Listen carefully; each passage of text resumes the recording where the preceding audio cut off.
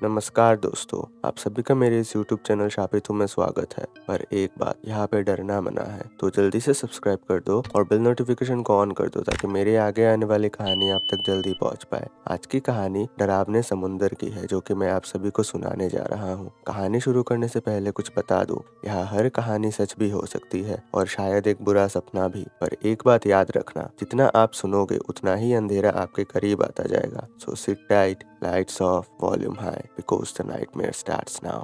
गांव का नाम था खारबंदी, एक पुराना तटीय गांव जहां लोग समंदर से रोज कमाते थे और उसी समंदर से डरते भी थे। यहाँ एक जगह थी जिसका नाम कोई ज्यादा जोर से नहीं लेता था। लोग उसे कहते थे काला घेरा। समंदर के बीच एक गोल आकार जहाँ पानी हमेशा काला रहता था, चाहे दिन हो या रात। मछलियाँ वहाँ बहुत मिलती थी, पर जो भी वहाँ गया या तो वापस नहीं आया या बिल्कुल बदला हुआ आया। इसीलिए गांव के लोगों ने कसम खा रखी थी, काले घेरे के पास कोई नहीं जाएगा। राघव 32 साल का मछुआरा, शक्तिशाली, थकता हुआ चेहरा। उसकी बीवी मीरा बीमार थी, इलाज के लिए पैसे चाहिए थे। रोज की मछली पकड़ने से मुश्किल से घर चल रहा था। एक रात चाय की टपरी पर किसी ने कहा, काला घेरा के पास जाल डालो, पूरा नाव भर जाती है। सब लोग चुप हो गए। एक बुजुर्ग ने धीरे से कहा, पर जो वहां गया उसका नाम सिर्फ कहानियों में बचा। रघु ने हंसी में टाल दिया, समंदर कहानियों से नहीं चलता। उस रात अमावस्या थी। समंदर अजीब तरह से शांत था, जैसे सांस रोककर कुछ सुन रहा हो। रघु अकेले अपनी नाव लेकर निकल पड़ा। जैसे ही नाव काले घेरे के पास पहुंची,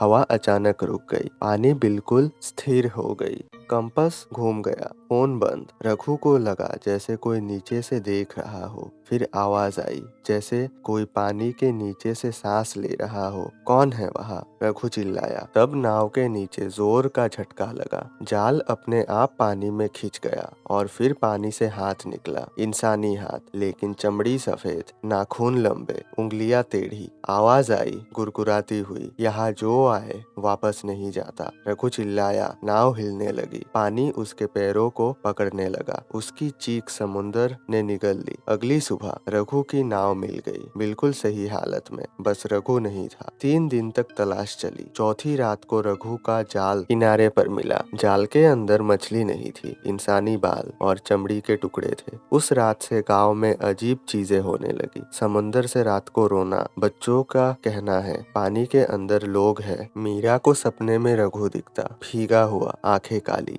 एक रात मीरा ने खिड़की के बाहर रघु को देखा। वो मुस्कुरा रहा था। मीरा, दरवाजा खोल दो, ठंड लग रही है। उसकी आवाज रघु जैसी थी, पर आंखें नहीं। मीरा पीछे हटी। दरवाजे पर गीली हाथों के निशान बन गए। गांव वालों ने 3 लोगों को बुलाया। इंस्पेक्टर आर्यन, जो सिर्फ लॉजिक मानता था, फादर जोसेफ और नैनी तारा। नैनी तारा, जिसे लोग समुंदर की जानने वाली कहते थे। नैनी तारा ने काले घेरे को देखकर कहा, ये जगह कभी सिर्फ पानी नहीं थी। 100 साल पहले एक बड़ा मछलियों का जहाज यहाँ डूबा था। लोग जिंदा थे, चिल्लाते रहे, पर किसी ने मदद नहीं की। पानी धीरे धीरे भर गया। उनकी सांस समुंदर ने छीन ली। उनकी रूह वही बंध गई। अब समुंदर भूखा रहता है और हर कुछ सालों में एक जान मांगता है। रात को तहकीकात के दौरान इंस्पेक्टर आर्यन को पानी से आवाज आई। सर, वो रघु था। उसका चेहरा आधा गला हुआ, आंखें काली, मुंह से पानी टपक रहा था।